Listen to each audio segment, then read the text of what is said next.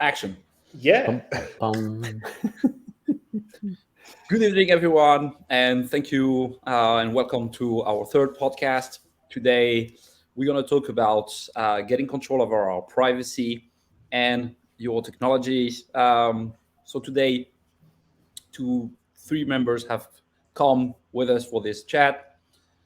So that there will be, you have Martinson, you know already. Hello. You have Steve, you know already, and we have a new person that came, and thank you for coming. We really appreciate and hope you will enjoy with us at the same time. Erin, which is our encryption, um, she is the math. So don't play with the calculator because you're gonna lose, unfortunately.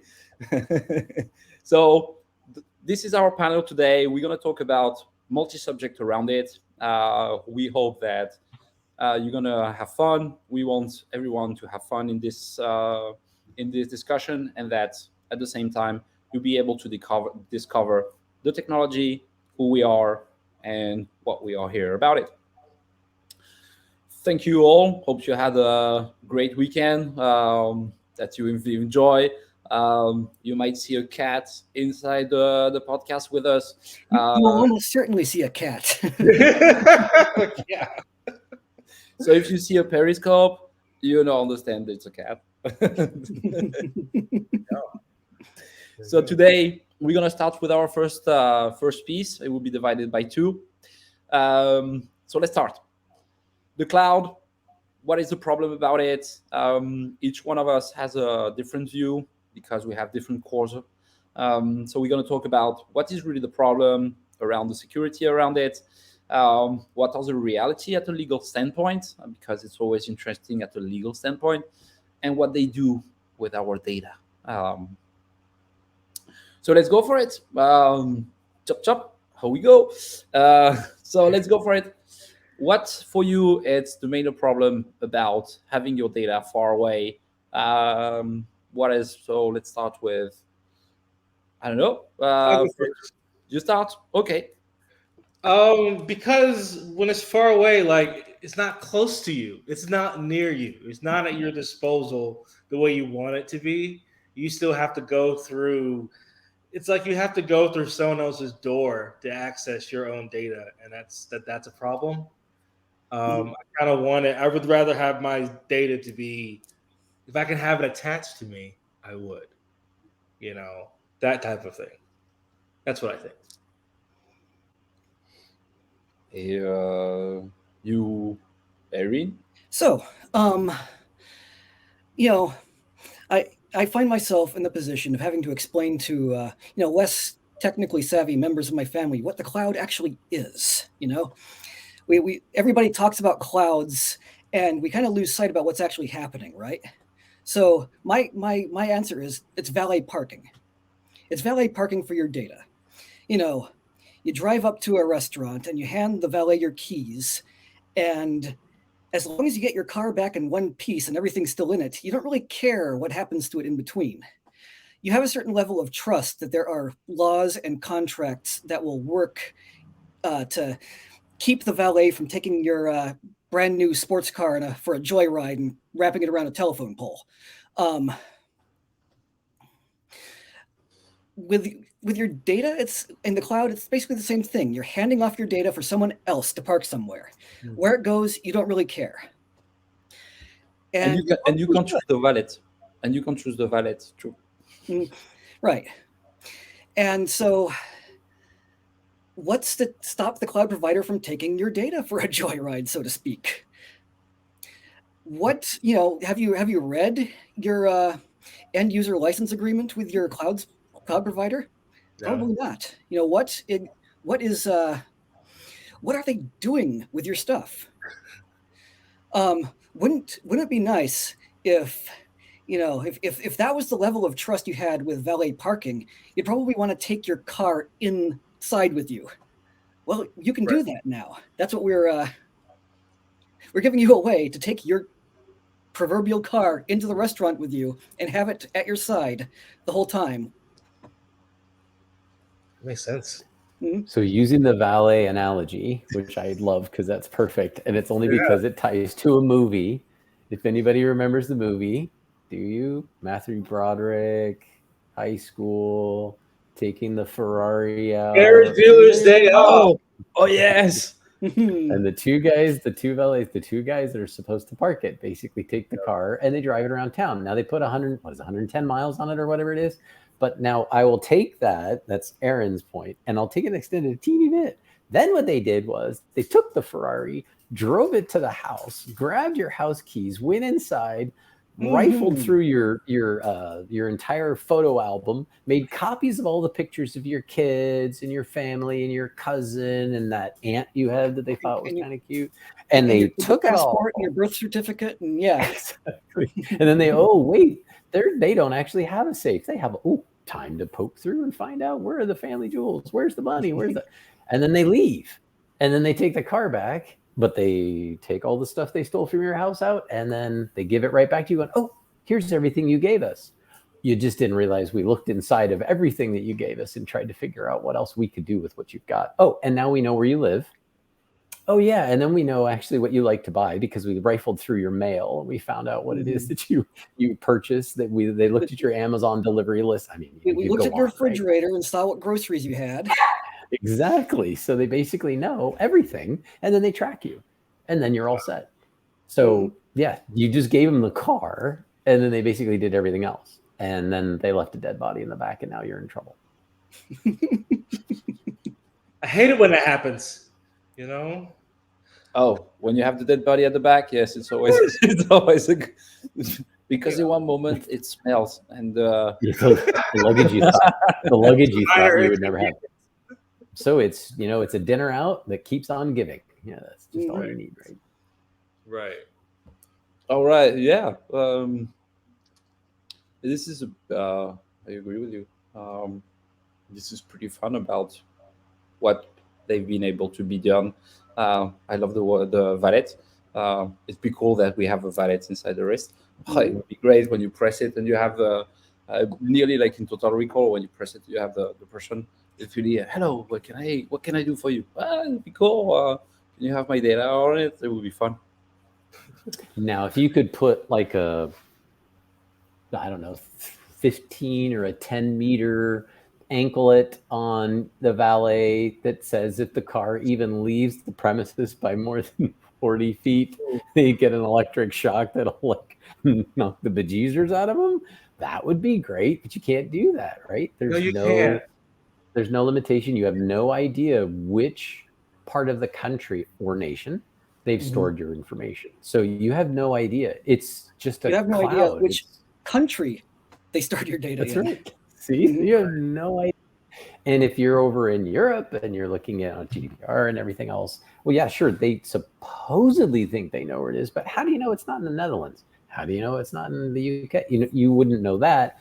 Now just fast forward, now you're in the middle of the US and you still have no idea where they parked all that data. You have no idea what kind of hardware they parked it on. You also don't know, are they liable for any of that stuff? And if they break or lose one of your files or they destroy it, whose fault is it? It's not yours, it's theirs. So now what? How do you go back and get that lost Microsoft Word document or that lost spreadsheet or the pictures that maybe you took all of your photos, your old, I'm going to date myself, but you took all the negatives and you got them transferred over digitally from someone, right? You went off and sent it off to a service provider, somebody that did that for you. You have all of those on your old machine in your house and you decided, I don't trust this. Maybe I should put these in the cloud. So you took all your pictures and you posted them up there and then they lose half your album. Can you go back and get them back from them? Well, you better hope they have a decent backup storage facility. But do they? And actually, where is it? Like, I don't know where that is. And hey, have they vetted everybody that goes inside the cage, that accesses the drive space, that goes in and pulls one, networking cable to another one and attaches it to a different? They're doing all of these other levels of operations. You have no clue what's going on with your stuff. It's just floating around between machines. You have no idea. Go ahead. So we've addressed a couple of the pillars of information assurance. We've addressed availability. We've addressed integrity. Now I hear somebody in the audience I hear somebody in the audience saying, what about confidentiality? I mean, you can encrypt your data before you store it in the cloud. That is totally a thing you can do. But what's the point of that, really? What does the cloud have to offer you your data when it's encrypted? I mean, part of the reason why people like cloud providers is because they do useful things for you. The price of those useful things we've been talking about, but they do stuff. They do stuff that helps you use your data effectively. If it's encrypted, they can't do that for you. Might as well just put it on a hard drive. Yes. Might as well just wear it on your wrist. Yes. Oh. Now See, we should let Erin. Go an extra 10 miles with that whole thing she just brought up, which is encryption. And when you say it's encrypted, you've encrypted it on your machine. But Erin, how secure are encryption protocols that are out there today? Well, what's your threat model? What is the threat you're guarding against? Them getting to my kids' pictures. Yeah. So, your contacts, all those stuff that primarily are your emails, you have your images, but spreadsheets, your taxes, right? Most people, that's what they're worried your about. Financial right? statements. So if you're getting into PII, the cryptography itself might be good, it might not be, but there's always a weak point. Another great analogy that one of my college professors always like to use is cryptography is a super strong steel door mounted in a wooden frame. Just because you have a steel door on the room doesn't mean somebody can't still kick it in. Oh yeah, or you can go next to the door usually because sometimes it's weak. Yeah, there's always weak points. Passwords are a notorious weak point. She just brought up another movie. Oh, Erin, perfect. Red. Does anybody remember the Red? Right? He spends that whole time with the eye and everything, right? So he can get through the eye scan. He can get through this, right? Bruce Willis and they get through all of that stuff. They get down to the bottom floor, and what does he do? He moves to the side where the key panel is and busts through the wall and just goes around and opens the door that way. Salt is the same thing. She basically takes a machine gun, blows her way through that cement to get around the door. There are ways to get around, even if they look like they're impervious, they may not be. And so you're right, Erin. It's like does anybody remember PGP? Anyway, yeah. So now, I feel like that was supposed to be pretty good, right? Now here's another question. Your cryptography may be bulletproof right now. Will it still be bulletproof in 20 years? What do you do when quantum computing finally gets its act together and lives up to the promises we've been hearing? Pretty much everything, every crypto system that is in common use now just goes bye-bye. So what's your planning horizon? If you want to keep something like if we're talking about, say, data for a product launch, not unlike the one that we're talking about now, once we actually launch the product, all the stuff that we were keeping secret and trying to protect, it doesn't really matter anymore. Now, serious stuff, financial data, personal data, HIPAA data. That's got to be cryptocurrencies, NFTs. Cryptocurrencies. All that stuff has got to be kept locked down indefinitely. Because one of for me, always my imagination and my view always on the most secure product is a computer that has never touched internet or any types of connection. Is the best one, the one that you have under your house or in your cave, and you only put programs inside with a diskette. Diskette. That was nice. Perfectly. And the floppy disk. That was so cool. Perfectly secure devices do exist. They're called bananas. A banana. There you go. Banana. Well, you can. They don't have very many features, but they're very, very safe. You can even take one in a secure in a secure government facility. Nobody will care. Doesn't, like I said, doesn't have very many features, but it comes in handy if you're hungry. Now, Can you hide things in bananas? Wait a minute. you can, like, if you scratch a message in the banana peel with your nail, you'll be able to read it a few hours later. I just learned something new today. Okay. You have so Madison, you have a banana at your disposal. Yeah. Say yikes, or actually scratch Minion into it, and then wait a couple hours, and you'll see Minion show up on your banana. Now it won't yell to you going banana, but it'll be close enough. Yeah. So what we want is something with more features than a banana, but ideally something very, very close to that same level of security, if we can make it possible. And the way we can do that is by strictly controlling connections.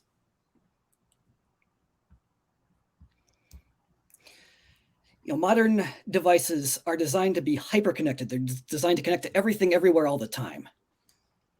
Correct. And we need to control all the bridges and cut everything on the system. And therefore, we know exactly what roads are taken, and not all the doors and everything needs to be open.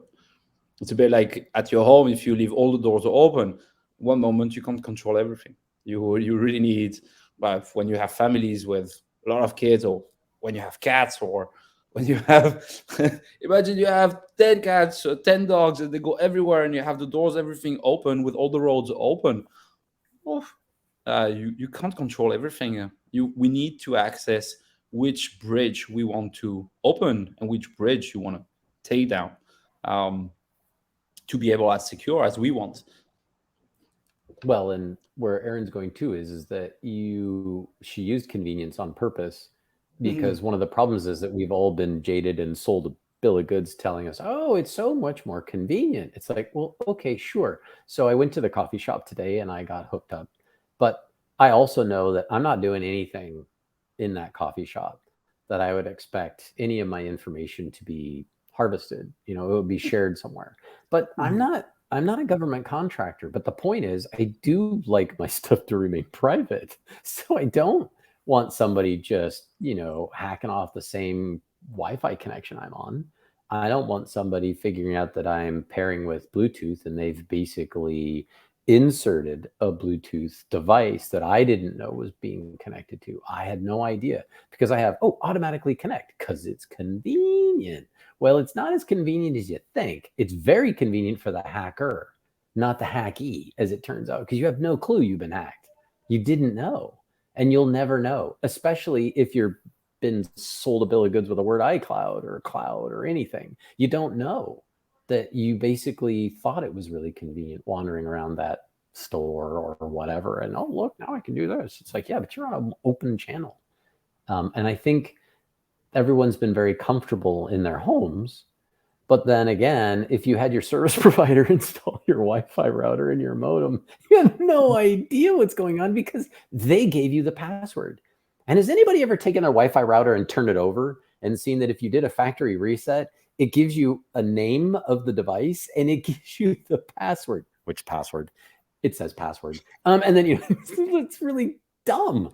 Well, anybody who's worth their weight in gold with a Pringles tube and a bunch of tinfoil sitting on your street knows already that if they can reset your Wi-Fi router, they got you. I mean, they're in, and they're just sitting there scarfing up everything, and they can go find your previous profile if it wasn't a hard reset. There's ways. I mean, you don't even realize that some of your stuff that's right. Yes, there you go. You don't even realize that some of the stuff that you've actually been doing is in their lunchbox. Yes. Well, let me tell you a war story here. A certain cloud product company, a certain corporation that markets and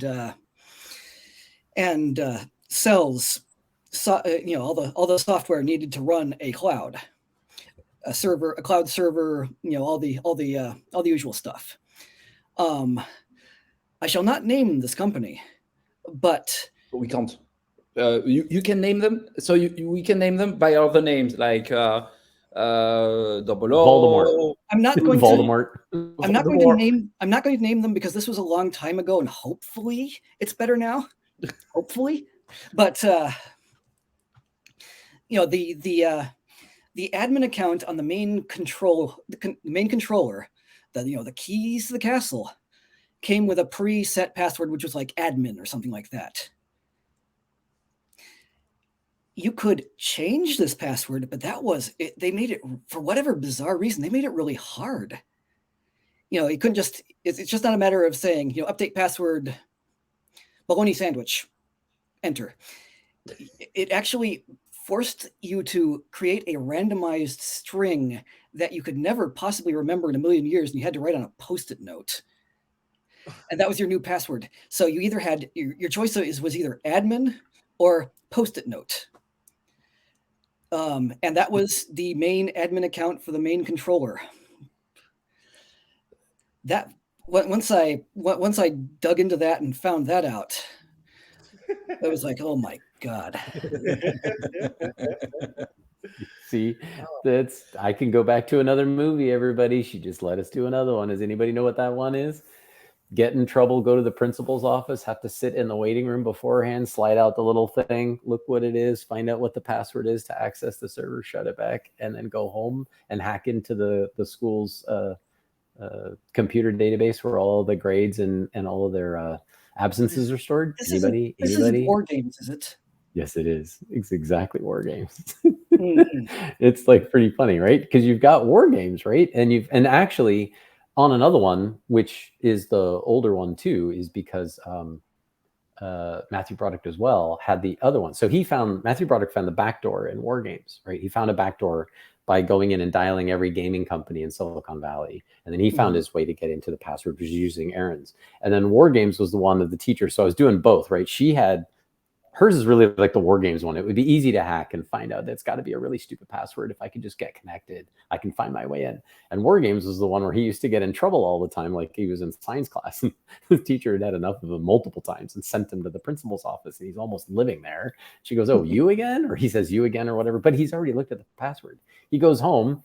Now, if everybody remembers, it's a phone modem, right? So he's basically just dialing in on his big, like massive computer that he has hooked up to his MIDI keyboard. But anyway, he's got all of this stuff in his room and he basically dials in and he changes his absences because at the same time the principal is yelling at his mom. It's like 9 times, Mrs. Bueller. I love that voice. It's so good. 9 times that he's basically changed it to 6 absences.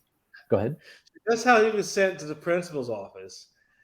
Can we send these companies to the principal's office? Is there any kind of legal, I don't know. Do we have a legal leg to stand on when it comes to this cloud stuff?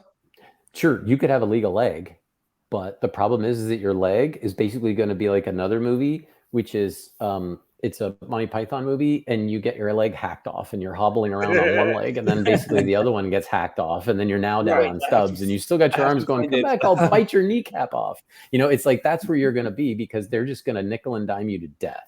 So you'll never survive because they've got all the, yes, it is but a scratch. So they got all the moolah and you're just looking around going, what am I going to do? Okay. So somebody got a hold of my tax data. Somebody got a hold of my PII, right? Somebody got a hold of my whatever. And now what are you going to do? And what can you do? And it's, you can't do that's nothing. the really bad, right? They have done everything in a way that 1, they think you're secure, but you're not. 2, they say you're encrypted, but they're not. And the last thing is a bit like the same movie, Monty Python. What was the Holy Grail? When they goes, oh, he chopped his hand, and everything. Oh, I can't. Now, at a legal standpoint, you can't do nothing about it, which is where it comes really an end, where you use the product, you pay the product, they monetize your data, they say that you are totally secure. Erin explained everything very well, and after that, you have your pants down and you can do nothing about it. And when you see how much difficulty when you have a problem to the cloud, because it's good when you have security, but when things getting a bit more darky or muddy, and when you start to have problem to configure your stuff, remember your password, the double authentication, and so on, there is nobody. It's the wind goes through by. I hope so. We see the cat, but it's a bit the same. It will pass through, and you can try to catch it, but you can't catch nothing about it. And the legal perspective, if you start to look at the real contract, like we can't say the name of the people here. I saw there is, but oh yes, there is. So I have to take So it you out. should close the window. Close the window. Close the window. You Damn. don't use that one either. Dude, not that Yeah, one but either. that's- You like I have to change it. it's not But worth it. unfortunately- It's all nobody got a chance to read the text. But the point, Yeah, the we never- point we is never that saw even nothing. if you read it and even if you argued it, if you attempted to retaliate, which is what a lawsuit would be, as a retaliation, right? You want to come back and try to get something because you're mad, right? Do you know how many lawsuits you'd have to file? And I don't mean against the one provider. It isn't just one provider. This is pervasive. It's all over the place. You're going to have to go after the phone manufacturer. You're going to have to go after your internet provider. You're going to have to go after the person who made your Wi-Fi router. You're going to have to go after the person that you connected to that had a Bluetooth connection on it. You're going to have to go. You've got some serious paperwork to file. So you better be happy and enjoy it. Because if not, you're just going to look around like the rest of us and go, oh, I got screwed. I mean, that's really what happens to you. You give up. And that's why everyone's given up. And this is another reason why people don't think far enough to realize what it is they're in the middle of, what they're up against, I guess is another way to put it. Because they don't realize how deep it is, because the obfuscation is huge. They're just throwing stuff in front of you all the time. Like, you're walking down this dark hallway and you get hit by a shoe, and then you get hit by something else, and you get hit by this big thing, a book or whatever, anything and everything you've bought on, online. Like, you're starting to walk down the dark hallway, you keep getting hit by all this stuff getting thrown at you, because that's what you've done. You're just getting attacked by everything you've done, which is really a bummer. You pretty much, that's why we use there's no leg to stand on, because you're kind of stuck. And you can bite their kneecap off, but it's not going to get you much. You might get the rage. It means, when the dogs bite you, or the rage, you're like this. And they treat you, what's funny is they treat you like, when they're all up in front, it's the same movie, they're a Holy Grail, right? And they're all standing there below the huge bastion, and the two guys are up on the bastion. He's boop, boop, boop, and he's basically telling, he basically looks at him and he goes, "We are here for the Holy Grail." And he goes, "We've already got one." Like, what? Like, what do you mean you already have one? No, you can't find it because we've got one too. Pitch in a mush. They basically launch a cow with a trebuchet over the wall and crush everybody. I mean, that's what you're gonna get. That's how they treat you. They basically treat you like you're an idiot. And it's like, well, at some point it's either like, well, you can't touch us. But then after that, you think you're playing flag football, and then they turn around, the flags are glued to belts that are strapped on. They're never coming off anyway. So every time you pull, you're getting nowhere. And then they turn around and you're such an idiot. And then they keep running. And then you got nowhere to go. So you just feel like a moron. But, and that's what they want you to feel like, because that will also make you back down. You won't do anything. So you may as well just say, forget him, and take a whole different path. So. Or when you saw in 2020 in the Congress for the antitrust, when you see those Fortune 500 lying, and you have members who's been voted for in this country by people in this country, asking simple questions with simple answer, and none of them responded well. And we can even don't go to a movie; it's straight back in our door. There is even no respectful about. But that's because you don't see you don't see all the little tubes underneath the table that somebody's just like feeding money into the tube, and it's going right into their wallets, because they're all sitting on a dais. You have no clue that they're bought off. They're all bought off. I mean, I know that people will get mad about this, but it's true. The word lobbyist is huge. Like, Jiminy Christmas, everything is lobbied. So you really almost have nowhere to go. You're going to have to protect yourself, literally, is what it comes down to, right? You've got to look out for yourself. Hopefully you only have to learn a little bit from us of what we're actually doing for you instead, because nobody's going to compensate you for squat. I mean, you're stuck. And the warranties are usually limited quite often. And there is no damage repair, because it's flag football that's been glued to the strap, and they're just running away going, damage repair? You can't even get the flag. If you could get the flag off, I'll pay you. You're not getting the flag off. You're going to be lucky if you could actually get the belt and their pants. You're going to be really lucky. And that's statistically, I say no. You're better off going to Vegas and trying to win at blackjack, because that's not where you're going to get. It's the only way you're going to get paid back, and that's hard. It is interesting. Like anytime, I think it was a few years ago where you hear like these news stories of celebrities having like photos or videos that just got leaked, or something very, very personal, private that just got leaked, and it made some kind of huge news. And they want, and they sit there and they're going to like try and sue whoever the company was, or they sue whatever else. But like you never hear of it going anywhere because they agreed to it. That's very interesting. I find very interesting. And it ultimately it comes back to you. It's your stuff, so you're just going to have to watch for it, right? Do you leave your house? Okay, if you live in a mid to safe neighborhood, do you leave the house and not lock your door? Or do you just leave a note on it too that says, come on in, I got like 2 computers, I got a really nice 55 inch screen TV, and a really cool like sound system? No, nobody leaves their doors open because they know that's ridiculous in the days like today. You can't do that. And it's not because your neighbor is a scum. That's not it. You're scum. It's not going to be like they're going to come in and steal your stuff. You just don't know who's driving down the road through your neighborhood looking around to see if you left your door open, or if you're on vacation, or if you're there's constantly people driving through really nice neighborhoods, middle of the road neighborhoods, and less than nice neighborhoods. They're always out there. Someone's out there. And Aaron brought it up a long time ago, which is the same thing, right? You have no idea, and no one else is going to pay you back. Go ahead. Yeah, go ahead, Madison. I have a thought. Do these data leaks, do they happen on purpose? Do you think these companies do it on purpose? No, they don't. No. Which companies? Yeah, which companies though? Yeah, you're asking that's a double-edged sword. I think there's some that might be doing it for a reason, but I don't think that's what you're finding out from someone who it's their personal information, like the PII stuff, right? I don't think it's that. I also think it's the person. What is it? Trey. What's his name? The guy that does the cartoon, the one, he killed Kenny. South Park?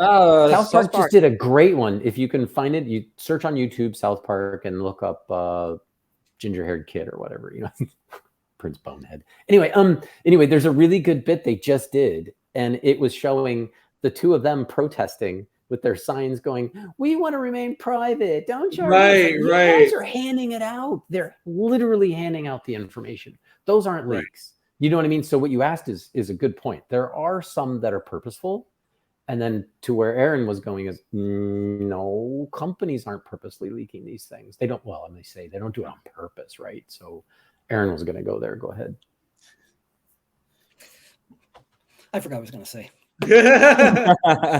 No, but yeah, the actual technology today doesn't give a full security, so it's very easily to pass on about how it was conceptualized and what it is made for.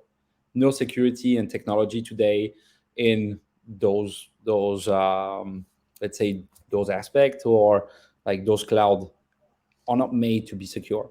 They're made to get information and store it.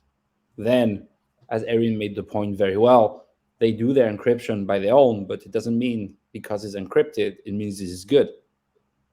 It's always the same problem. You have great products, but is it really a great product? What do you prefer? A very nice made product that is take time to be able to be made. You prefer going to a very nice restaurant. It doesn't mean to be a 3-star Michelin. It's not about that. It's, do you prefer to sit down on a table and eat good products on the table, or you want to go always to a fast food, eat every day? The fast food can tell you, oh, we have great product, you can lose weight. Not really.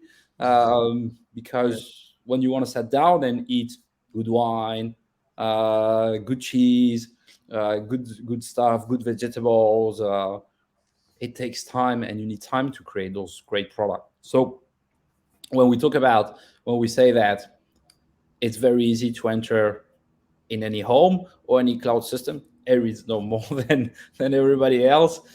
It's very easy, the technology that has been developed to get access to our data. Very easy. Anybody can go in the dark When web. you think of Yeah, or the dark encryption, web. but encryption to me also is very static. It's rarely Mhm. moving. It's not. You could come up with something really good, and where Aaron said, "But what's that? What's the shelf life, right? How long do you think it's honestly going to last? You know, it's some of its half life. The hackers are getting better. Red teams are getting better. You know, people are actually spending their time figuring out how to get through your stuff, like so that they can actually break your encryption, so that they can see.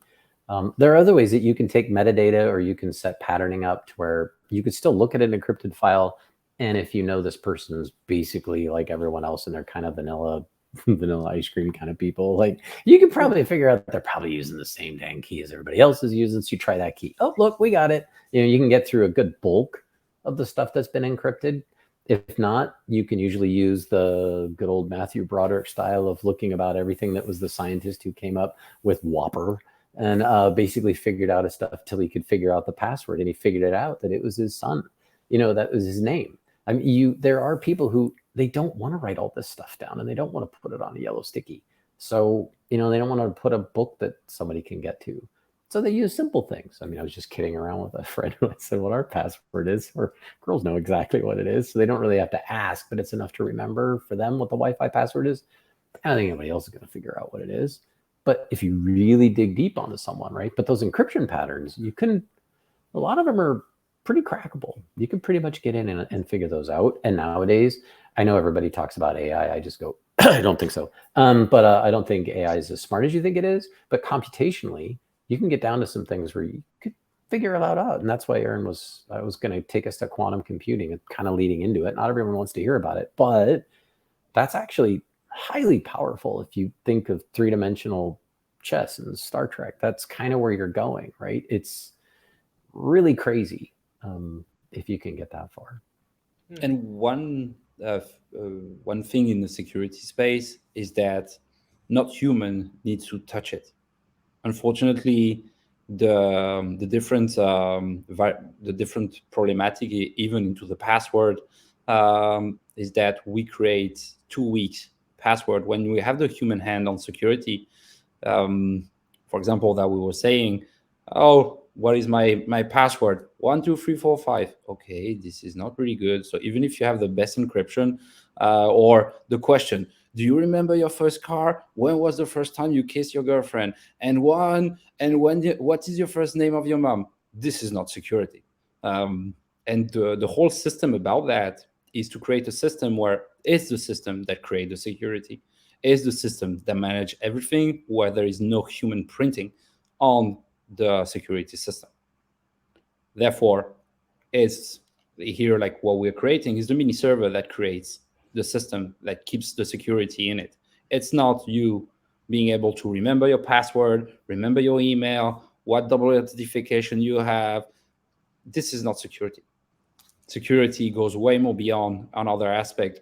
Erin, we were discussing because in the we are looking to have a headquarter here in Washington, D.C. We're not looking, but we have a place, we can't say it. But inside of it, there is a vault. And vaults, we know that having a little vault with us, or maybe even be inside, it's the most secure way because there is no personal access from outside. When you close down into the vault, the only people that can open it is from the outside. From the inside, you can do nothing about it. So when the security is the human factor in the security, it's an enormous problem. Yes, it gives a total new system, and quantum is the future. Yes, it is. I believe so. And one of those things that we don't want to do from a product perspective is make you have to do a lot of things to be secure. You should never have to, because once they put the onus on you, it also absolves them of all guilt. But once they put it on you, then you're the one that's got to figure out how to protect that password. You're the one that's going to have to figure out which level of encryption you're the one that's going to have to go back and find out that, oh, I found out that such and such really cool, PGP. The new stuff's gotten better and better. Now it's PGP cubed or whatever. You've got to go update all your stuff. And then what? Well, now what if you change that stuff on your phone? Is your phone now going to talk to the other thing? Is it good? I don't know. Now I can't access all of my files. Why? wrong code, wrong this, wrong that, wrong level of support. Now I need a stupid 2FA. Now let me go look at my password, and then it's texting me a thing. Now I got a code. You're grabbing your phone, you're doing all this stuff, standing on your head, spinning plates. At some point, you give up again. And then what do? You just choose the open door policy. Forget the vault door and forget the wood paneling on the side. I'm just not going to put up a door. And now what? You should feel comfortable. And what we have to build now from our side is to provide that confidence that everybody knows, you know what? I'm not being as dumb as I used to be. I'm actually being smart. I want to pick something where people are trying to prevent me from being one of the weak links. You don't want to be the weak link. You don't want to be the weak link. I don't want to be that. And I want to build a system that I don't have to think. My wife doesn't have to think. My daughters don't have to think. None of us should have to think about that part. I should know this thing's solid. All of my files are safe. If I want to synchronize, my file synchronization is safe. If I want to lock those up inside the OMini server's vault, I push them in there and close the door. And I know it's safe there. It'll always be safe there. And the reason why we talked to Aaron in the beginning was for that main reason, was what we really want to do is make this completely easy for everyone else so they don't have to think about it. So one question for you three. How many accounts do you have like this? Just people, about how many times you have to remember all the codes and all the access from your PIN of your phone up to all your accounts. How much could you say each one of you have to remember? So many. I just changed one today. Let's say a number. Well, let's say like everyone has one question, a password. You have to give your email and you have to give your phone. Thank you. If you want, I can leave you the keys of my car and the keys of my home, and you can have access to my husband or to my wife. Enjoy. See you tomorrow. I go on vacation. So how much like this? For me, I think, wow. I've been looking at it. I think I got nearly between professional and business. I'm around 50 at least, or 50 or 60. Wait, I'm going to go asleep. I come back in 2 hours. Still scrolling. Yeah. And that's actually in a locked encrypted app. I don't use any of the stuff that's out in the world. I don't trust any of that stuff. This is my own stuff. So in that way, I know if I'm out and about and I just needed the one password, I have it. Everything else I'll have backed up by 2FA. But it's probably, and some of these are legacy accounts where maybe I don't log into those anymore, but I kept the password even though I closed the account. Because I just want to know if I find out somebody was in there, you can bet your sweet bippy I'm actually going in there to find out if I can get back into that account using my original password, because if they've hacked it, they're probably too stupid to not actually change the password that I left in there because they're too dumb. Most of these people are kind of dumb. So you can find your way back in if you have to, but I would say for me, it's greater than 50. But then again, I'm another mutant because I have greater than 1,500 songs in my iTunes playlist. So other than that, well, I'm a little eclectic. And I'm also probably a password pack rat. But other than that, probably about 50 for me. Imagine 50 password, 50 emails, 50 respond. And more. those 50 accounts all have different passwords. Correct. They're not the same. And I'm not doing some weird, I'm just going to change the 1 to a 2. That's not it. I have very different patterns for all of mine purposely. And so I have to remember what is the account that I'm using. If it's for a online newspaper, say something like that, then that account's probably a little less secure because I could care less. But if it has my credit card in it, now I care. Now that password's very different. If it's just something that's stupid and they've got a bunch of tweets in it, I don't really care. Just reading Twitter, stuff, and that's already coming through an API, so I don't. There you go. There you go, banana. See? Like I barely did anything to it. That's right. So it's all about the air. The air. I understand now. So Erin, Aaron. your now it's your turn. Your question. How many like this? God, I couldn't even begin to tell you. No, That means a lot. A lost lot. count. Yeah, it's a problem. I lost count. So Hmm. a lot more than And if I you've want. lost count, do you actually, and how many, what's the percentage of those that you would log into on a regular basis per se? Ah, Because there could be a lot of stale ones laying around, which is why I brought Yep. up my own, right? I have a lot of stale Right. ones that are laying around. Probably like that I 10 or may not access. 15%. However, based off of what it is or where it's from, I knew what my potentials of passwords could have been. So there's like a whole range that I could go for. I mean, I'll be there for a while, Mhm. but there's still at least a range that Or someone else could be there for a while, waterboarding you until they figure out which one it was. Because if it's a really important one, try. they're going to get in there. Yeah. So But if they figure out one, they can use that in a pattern matching system and actually then auto generate a series of patterns based on previous patterns in your other passwords, based on other things that you could have done. If they figure out one and they figure out two, they're pretty much on the road to figuring you out pretty quickly. Aaron's nodding. I'm assuming that's about where we would go, right, Aaron?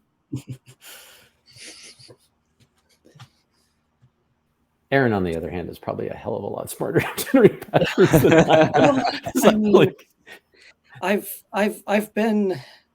I've been around a long time, so there's probably passwords floating around for me that I've set back in my college days that I wasn't really thinking that much about. right. Mhm. so there is in type of the security, we have software, encryption, hardware, structure of the system, which enter in a lot of lines. As Erin, you say very well, you have all the way to encrypt and the way to secure, but then the hardware is very important too, because today, actually today, all the industry only talk about software. Like the software is the primacy, but software is not the for me software is not the first element. It's software because they're ass-based products.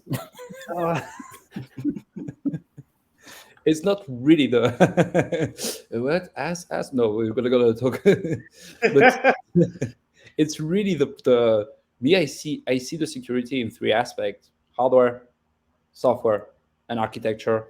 And the fourth, which is for me, let's say the fifth element, like in the movie, Lilu, the perfection is the encryption, which is Lilu, which brings the global aspect. That's why in the product, in the terms already in hardware, we have built, we make things that it's pretty impossible to hack by Wi-Fi, Bluetooth, NFC. We will be able to see it. So in that aspect, for you, Steve, Erin, Mattinson, the security on Wi-Fi, Bluetooth to control your bridge, is this something very important for you to know exactly? Because we have your phones and you press to your Wi-Fi, it's not really secure. And then we could use another movie, Thor. If anyone remembers Thor and the light bridge to get you, back and forth, right, from Valhalla back, right? So if you're going to go back and forth, right, you needed that bridge. Is there an entity that's responsible for monitoring and securing that bridge? Yes, right? There's I just told, oh man, I had it, now I blanked. Anyway, I forget what at the time the character's name, what his name is, the god that's in charge of it, right? But he's got the big thing. He can actually like set the bridge, or he can, collapse the bridge. But that requires an entity. And that's back to the same thing about trusting a person, right? Some person, if it's you, you should be able to trust that as much as you can. It's you. But then if you have to get past that, you're now dealing with other systems that are entities. And if your hardware and your software, the architecture, some of the underlayments, and Lilu, the encryption, if you can trust all of that, and you know that the way that those all started from the beginning weren't from you typing in some set of characters that was sent to you on a printed document that had to have been generated 6 months ago before the documents were printed. I'm going to and then they put a sticker on the bottom of your Wi-Fi router. Anyway, if you aren't that, which I can't trust, let's just say then that you built a system to where you, the person, opened the box, got your completely unsafe phone, took your unsafe phone and told it to now talk to your very safe mini server that you see on the screen and say, please start a conversation. And I will only trust that conversation, because from this point onward, the two of them are now in a perpetual marriage. There's no separation here. This is beyond a connection. And then once they've spoken, there's a handoff, and internally the system, Lilu, she's in charge. Lilu basically handles it all. Lilu goes in and says, well, you can go this way, or you can go this way, you can go that way. But guess what? Everywhere you step, I wipe up your footprint. Everywhere you go, you thought you were leaving breadcrumbs, I pick that up. I make sure that you have safe travels everywhere you go. Your system, inside the system, all of your stuff is safe. That's actually what I would want, is I want my system to know me from the beginning at time zero, is what they usually call it on a timeline. Time zero, there's one handshake, there's one thing that happens. And from that point onward, the system now takes care of me, and it protects everything going between my phone and where my information is stored. And now it also means then that I have the freedom to not just use my phone. Now I can use a tablet, and I can connect my Bluetooth headphones, and I can do this and I can do that. But I'm setting up all of those private connections, and each one of those are independent. Each one of those also have their own personality, their own connectivity, and the system itself keeps saying, and everywhere you go, everywhere you step, I wipe up your footprints. And so that way no one can follow you. They can't find out where you went. They also can't figure out where you started. They don't even know how you got there. How the hell did you get from point A to point B to point Z to point QF, and then did you do burst to burst? They have no idea. I'm sorry, I went off into Biden there and going burst to burst. But anyway, so they can never find out where you started or where you ended up. And that's what you want. You want to be able to not have them find me, because there's no way I'm going to go in and try to purposely figure out where I stored the file, literally. Why should I care? The system will do it for me. And that's ultimately, just so everybody knows, that's what Aaron's all about. Aaron's going to be sitting there figuring out how we make Lilu.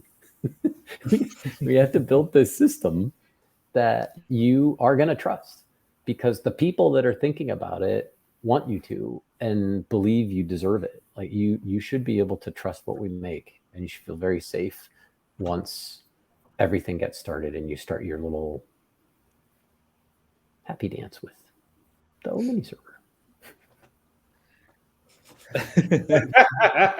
Because inside of it, inside when you have the product, you will never leave any trace. You will be totally off the ground. Off the ground. Well, you can be on the off the grid. Off the grid. You could be you could be parachuting and you're still off the grid. And nobody will know nothing. All your files will be inside of it. They're not going to be able to find your files. They're going to find, let's just put it this way, you'll find a bit. Man, I can go back to old school Tron, right? Ones and zeros. All you've got is no, yes, no, yes, no, yes. All you're going to hear is that little thing at his head going, no. You know, it's like as he's trying to fly, it's like, no. And what is he flying? He's flying a recognizer. What's a recognizer? It's on a stream, and it's able to recognize the bits. It's recognizing things, right? Because you're going to the MCP, you're going to the main central system, right? Inside that computer. Okay, not everybody nerds out on Tron, but I do. Anyway, and that's the first one. And when you learn about that, right, you've got all of these different recognizers. Guess what? Every time you push a file down that little thread to get down to the MCP to then get stored into storage, they've got a recognizer right now going, yes. There's no no's coming from that recognizer. The thing's yes. You're collecting all the ones and zeros and you're reconstructing it, or you're figuring out patterns so that then you can sell your information. That's what's going on. We're like, no. Every time you connect stuff, actually, you're just going to hear, you're going to hear nothing. And actually, I have the sound file, but I won't play it, but it's end of line. That's all you're going to get, because you're going to have no clue what's going on. You just get end of line, and you'll hear nothing.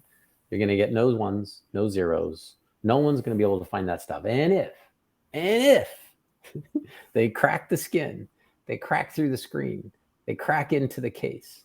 We've got tripwires. So just do it. Like, please just don't actually. Because you're gonna upset somebody who had some really nice, precious pictures of their kids in there. Please don't do that. Just leave the device alone. And we're purposely telling everyone that's gonna buy this product from us that please don't send it to us to do any maintenance. Because the only thing we're gonna be able to do is fix a cracked screen. We can't go beyond that. We don't want to touch anything else, because there are a series of tripwires we're purposely instituting so that way we know your stuff's protected.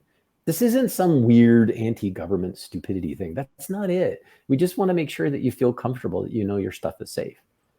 And so we just don't want you to get in there. And the reason why the bans are simply done is because we also don't want you to send it to us if you think your batteries aren't charging really well or discharging well enough, or they're discharging too soon. We'd rather have you just go, you know what? I needed a battery. Okay, just buy a new band.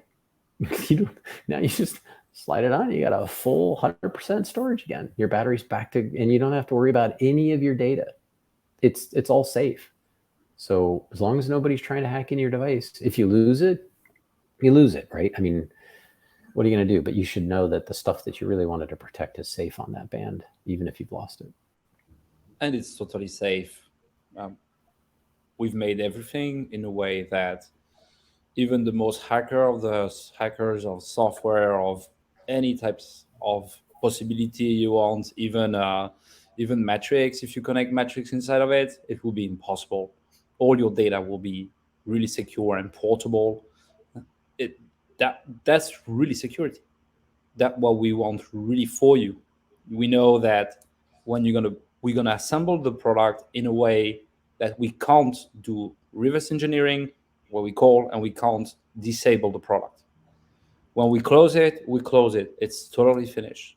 And even tomorrow you have a problem with it, we just can change, as Steve explained it very well. Just we exchange the screen, the glass, that's it. But don't play around with it. It's made for you. It's made like we talk sometimes about Vault, and every time we talk about Vault, Erin loves. But I too like Vault. Erin loves Vault, but this is really a Vault, and you can't play with it. Like when you buy other products that we won't say, where you try to fix. Oh, let's fix the screen and let's try to open the box and play around with it. No, don't do it. If you want to lose your data, yeah, you can. Enjoy it. It can be sure. Just go off and hand your device to some smarty pants that's wearing a collared shirt in a store somewhere that goes in a back room and cracks into your device. And you're like, wait, what? And you don't get to see it. You're not there standing next to that person. You have no idea what they're doing. They whip out a big old honking screwdriver and they take your thing apart, and then they're into the drive and they're into this. And you're just like, did I leave my passwords in a file on that machine? Or you go off and you buy a brand new phone and you go to your provider, who, I'm not saying you should just trust them. I'm just saying these are the things where we all take these things for granted. But you go down to your provider, you hand them your old phone. So they take your old phone into the back room. They take that phone, they get your new phone, they put them next to each other. They're not connecting cables. They're transferring stuff all over the place. How do you know there isn't a third cable with a recognizer going, yes, stealing all of your data? Mm-hmm. Yeah, that's what's going on. You don't know. You have no clue. We don't want you to ever feel like that. There's no back room at the O company for taking your apart and poking around to get to your files. Don't know, don't care. Like, I don't really care if all you have are recipes on this thing. I don't really. If you have a terabyte worth of recipes, first of all, I don't really care what's on your O band. I'm coming over for dinner because you got some serious recipes. So if that's what's going on, oh, I'm your man. Give me a call, and I got a family. We're all coming over for dinner. Because if you've got all those recipes, I mean, see, that's the way we should think. I'm like, no, but you could take one of those recipes off and share it with me if you'd like. But I really don't. I really don't want to know what you've got in there. I really don't. It's yours. It should be safe. Which is one of the reasons why Guillaume always used the word vault when he and I first spoke together. When he explained everything to me, is he goes, it's like a vault with the door closed. No one can just wander in and go look at it. I mean, if it's, 4 feet thick of cement with like a whole thing and rebars and stuff in there or whatever, that's actually what you'd really want if you've got this thing and you're wearing it. So that would be the best idea, right? Is to have them all open like that. You, Erin, if you have this type when you have this type of product on your hand, what in what way for you will feel? You will say, oh, that's cool, a new toy to play. Or is it more like, oh, I will use it for every day? Or um, how does it will it be feeling to have this type for a normal consumer? Of course, because we are a bit crazy people, which is fun. uh, which is really fun. And we have tons of things inside of it. We can't and disclose everything. That's why we try to bring as large as we can. But when we will get really to the deliver the product, and we'll be able to go and advance in all what we're gonna need, this it won't be able to do pizza, but with it you can be able to be safe, even in the most secure submarine, or even going to Mars, jumping around. It's really this aspect what we are creating here around it. So what we have, 1 hour. Oh, yes, nearly. So that's the problem with us. We always pass out. Uh, I don't think anybody passed out. We passed way past the time again. we have just into to it, but it's we we want to be able to explain that, as you can see here, we have extraordinary people, really passionate about what we're doing, unique skills. I will always repeat it. We're here to create something that will be totally unique, and we will give it for the society to protect against the or against the future technology, or even actual today, with what people are doing with selling you and putting you in front of it. We want to be a group of independent people. That's what is our core, even too, and we will discuss it next week. But we want to be independent through VCs, through different investors. We want to keep this company, and we want to keep this core team who we are, to be able to be the front line of the defense of your security, your data, your really private information. That's what's great about what we're doing. I'm going to leave a bit Mattinson, Steve, and Erin to give the final a bit their feeling or what they want to do. But really, we have created a pre-launch to be open for people that can rely on us, be able, of course, to be able to buy the product. We will be able, with all the amounts of people who get the product, we'll be able to finish it, give the full, complete innovation, and be able to give it to our early adopters. And those early adopters will be for us, our core customers. We will thank them and help and show them all the future technology that we will develop, because here you just see the tip of the iceberg. But when we're going to go into various products, when Lilu is going to be created, when Lilu is going to start to roll everything down, when Erin is going to start to really, it's going to be like this painting when you have a sketch. What's his name? The stairs that go up and down and Escher. never end. MC Escher. Yep. Yes. This Not MC inside Hammer. She said MC Escher. Not MC Hammer. Those are big pants. We're talking about the other guy. One guy's you can't touch this. The other guy's you can't build this. Yes. There you go. Or you can't get from here to there, right? Oh my gosh! No, I just went to another one. I'm sorry. It's just another movie. Where is it where they say, no matter where you go, there you are? Ah, yes. So I'm going to I don't leave this one hanging. But Exactly. dear all the people that watch us and follow us, we would like to thank you. We still have a long way to go, but the only way that we can be able to see what you see and what you made, what we're gonna made, we need you. We need you to be able to be confident on what we are doing. Be confident on we are really serious people. We are, as Erin defined us, we are pirates. We really have a knife in our mouth. Our ship is this company. We want to be proud of what we are doing. We want to protect to the company, because it's not only about the technology that we're going to develop and all the intellectual property that we were going to build and how we're going to produce it. Because don't forget, we're not doing, or this is not something very easy to build, but we make here in the United States. So we made a lot of barriers that actually in the IT world was very difficult to pass. We've made it. We are this unique story, or maybe success story. I think it's a success story because you have in front here of four of extraordinary person with unique skills. We have other people at the back. The team is way more larger, but here we are here to present what we're doing, and we need your help to be able to be your defender for your privacy. So I'm going to leave Erin first, then Steve, then Matt, or maybe Erin and Matt, because they've been the two people that has been talk less, to finish and to give their close any comment if they want to have added value. But really, we really make that for you, and it's for us a great pleasure to show you that there is another path and another world of what you actually see today on the market. Well, I guess I can offer up a final statement. I have I have very, very large data needs. I have a pretty substantial, oh, it's not showing up. Oh man. I have a pretty substantial library of music myself, and I used to keep it on this thing, this is a terabyte. It's about probably 10 years old now. I had to retire it because it was finally starting to show its age. But this is what I kept my music library on for a long time. I don't like to listen to the same song over again. I like to have new stuff. I like to have new tunes as much as I can. So,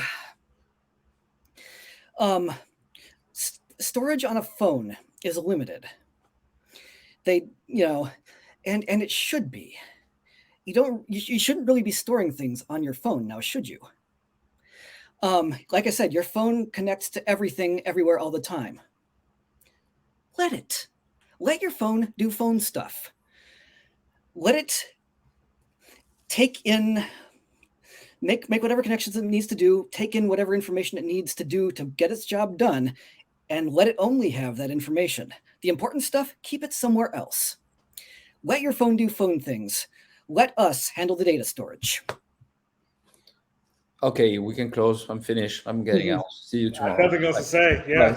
Bye. All right. Thank you, everyone. Round of applause. Exactly. Yeah. I am so surprised. Okay, Madison. Yeah, exactly. You have to beat that. I'm very sorry. It's going to be difficult to beat that. I won't be able to do that. Go for it. Yeah, I have nothing to add except I agree with everything that was just said. Yeah, this is we want to be defenders of your data. Mm-hmm. We want to have this crusade. We want you to kind of join us on this mission to make sure that what needs to stay safe stays safe. Mm-hmm. You know what I'm saying? Just how you would want to protect your family and your valuables. Your information is valuable. This is something that you need to take care of, you need to nurture, and we want to be a part of that. We want to be, like you said before, on the front lines of making sure that your personal data, that the things that you want to have safe, stay safe, and that you are able to access it whenever you want to. So that's just the main thing here. There's nothing else, nothing more, nothing less. It's pretty straightforward. So it's a no-brainer for me. Steve, your turn. Yeah, I would add, as a team, what's interesting, and this all started with Guillaume, but as a team, as we work together, I've taken a ton of these, and they're not always pretty, but I've taken a lot of personality tests. I took one when I was applying for a job when I was 14. And it was really interesting what the results were. And while I disliked the result, I actually owned the result. And that's very different for a lot of people. And one of the things that had pointed out was, and just remember, I took this test, oh gosh, I was 14. Let's just say it's late 70s. And when I took that test, the result basically said that I like even Guillaume's like, wait, what the heck? Well, yeah. I wasn't Guess what? born. Let's see. 1 month, one month from today, I'm turning 60. So there you go. But anyway, when you look at what that said, it said that I would say that the result would say that I can't focus. And what it meant by that was if I were given a task, I don't want to just do that task. And if you dig a little deeper into how people work, I'm a multitasker. I do a lot of stuff at once. I've said it. I think I said it in the first podcast that we had, but I got in trouble for grounding 4 other aircraft to get 2 aircraft off the ground. I cannibalized. I knew that mission had to leave in the next morning, and I'm on the evening shift. I'm on the swing shift. So I knew if I didn't get ahead of this one, there was no way these 2 other planes are getting off the ground. Now, this mission is very important because the Special Operations Command only has a limited number of aircraft. They only have so many birds.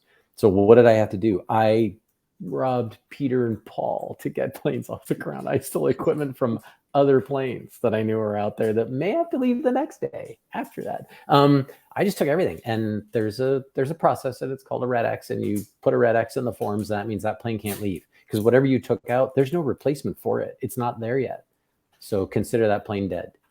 And what's interesting is that they taught me that I can do these things. I can trust myself to do these things. And in many of these tests, that thing saying that, I can't just do one thing, which I can't. I enjoy doing lots of things. I also learned that I have a high E, so I'm a high empath, and I'm also a very high driver. And between those 2 things, when I realized what we're going to be doing, the empathy I have for everyone that's buying our product is huge. Like, I really want everyone to own this stuff and to feel safe and comfortable, that warm, fuzzy feeling that everyone should get. And everyone on this team's the same way. So even though they may not get a chance to say it, I know it. I sense it. Especially when Guillaume and I first talked to Aaron, I could see and feel that same sense. Like, hey, are you guys for real? Like this, and Aaron's pretty good at that. She's like, you guys for real? Because I don't believe it. Because nobody talks like this. Nobody thinks like this. Nobody wants to make something like this. Are you sure this is what you really want to make? Because if you are, I'm on.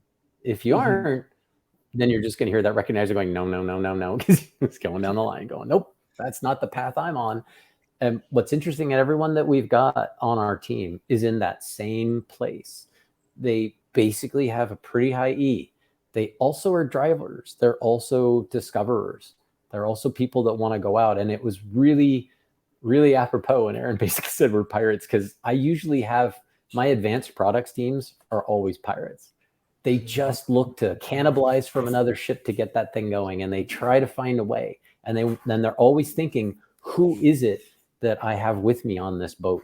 Because that's who I'm thinking about. If my job is to make sure the sails are impervious, I will keep those sails impervious because that gets us through rough waters.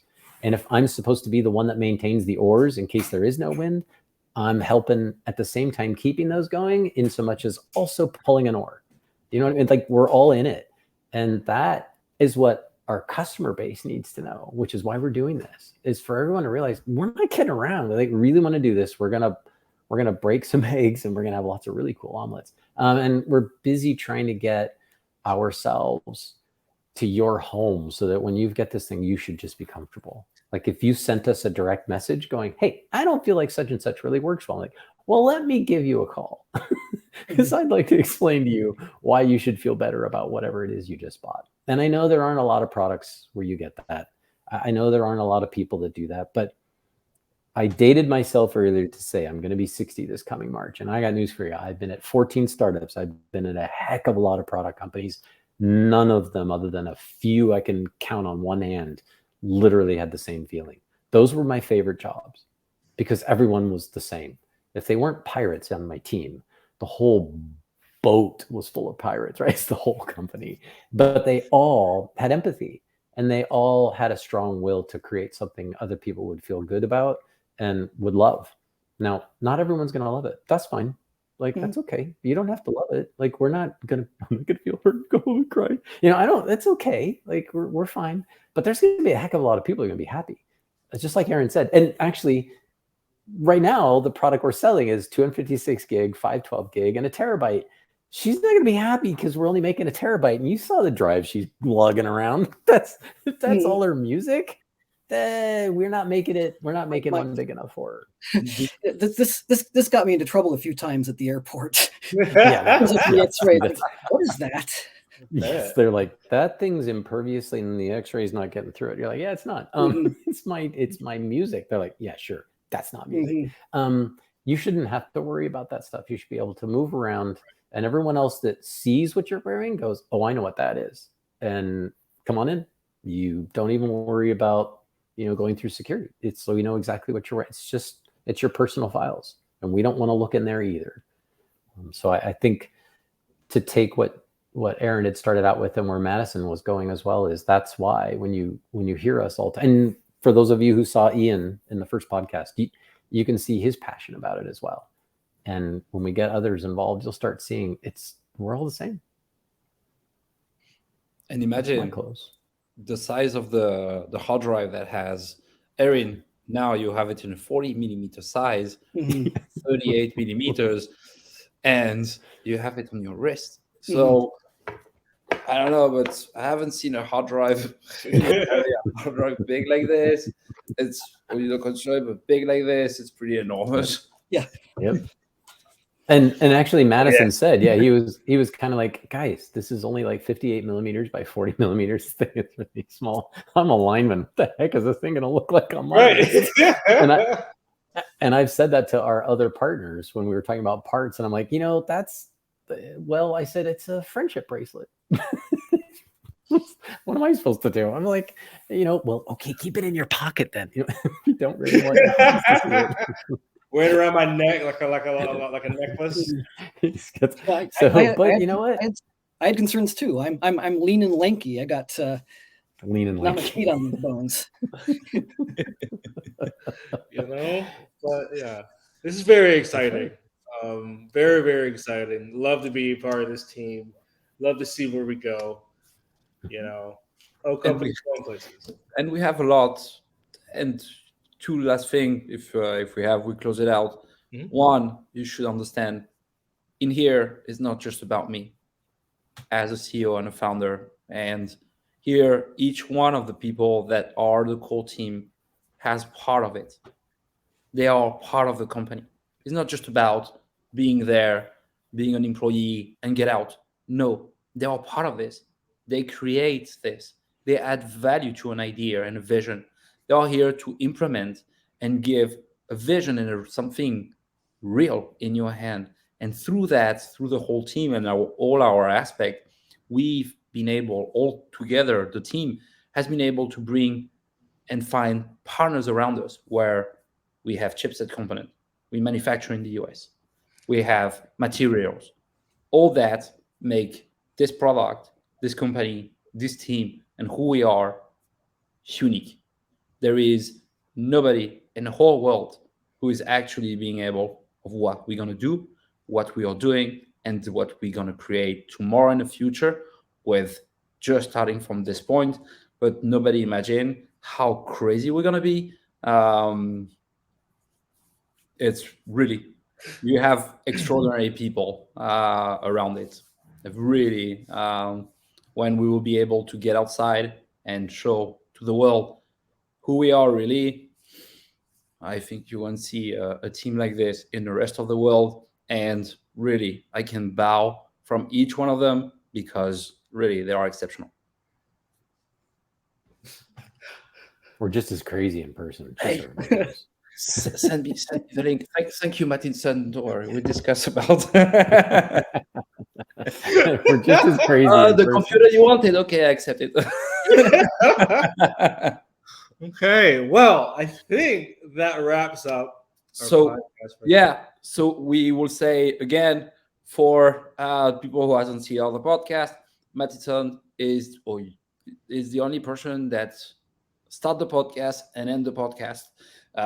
Erin came so that she knows this is the person that do it. So we can talk hours, but when he says it's finished. All right. All hearts and minds. Okay, cool. Thank you, everyone. Have a wonderful evening, everyone. Thank you, Erin. Yeah. Thanks. We'll be back again, right? Next Yep. week, we're back again. Erin, if you want to come next week, we'll be more than happy to have you. Next week, we're going to talk about the company and what we're doing. We're going to talk about how the company, how we construct, even at the social level, the company, because everybody knows how it happens in different corporate. In here, there is no board in this company. You have the board just right in front of you, and the other people that are at the back. But here are the people that are the board. So we're going to explain how our company will be built from inside, how we want to make it the best company. And we will explain a bit how we want to protect our team, how the company will be able to develop the whole team, because we are 18 people, but we're going to be able in a few months to be 120 people. And how we're going to work together, and always the same. Fun, enjoy, and it has to be a great moment. Yeah, because we're not bored. We have no board because that's boring. You know the board is boring. I like it. I like it. All right then. Well, y'all have Last one, one. and you can clip it. I oblige. Nothing more. Yes, no. Yes, yes, yes. No, no, no. No, no, no, no, no, no, no, no, no, no. Now you can close it. I Circle. think it's the best. I think the best out is Erin. Really, Mm. like I will be applauding you. Really, it was the best. I think if you have started like this, we should have stopped in 5 minutes already. So the podcast. Okay, no, for real though. Bye, everyone. Goodbye.